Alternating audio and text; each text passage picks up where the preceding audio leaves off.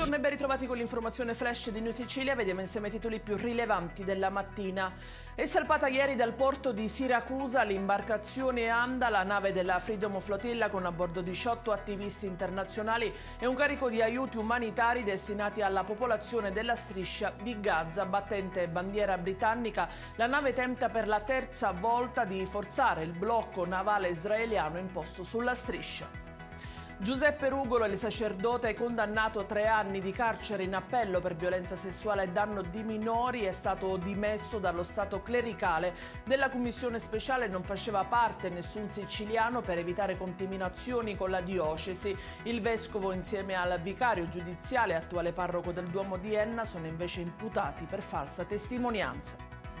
Un agente della polizia penitenziaria è stato aggredito da un detenuto all'interno del carcere Cavadonna di Siracusa. Lo ha reso noto Giuseppe Argentino, segretario provinciale dell'OSAP, che adesso lancia forte preoccupazione per quanto accaduto.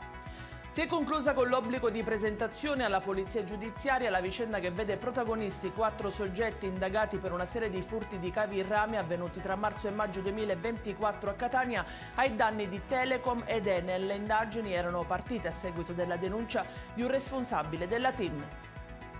Condannato all'ergastolo in appello per l'omicidio della moglie, la 29enne Maria Matuzzo, Ernesto Favara, 65 anni, ex pescatore di Castelvetrano, è stato riconosciuto colpevole anche di maltrattamenti familiari e lesioni personali ai danni della stessa donna. Il giudice monocratico del Tribunale di Marsala, Francesca Maniscalchi, ha inflitto a Favara altri 5 anni e mezzo di reclusione. Ed è tutto per queste edizioni. Vi ricordo come sempre che i dettagli su queste notizie e molte altre li trovate sul nostro sito e sui nostri canali social. Grazie per averci seguito e a stasera con nuovi aggiornamenti.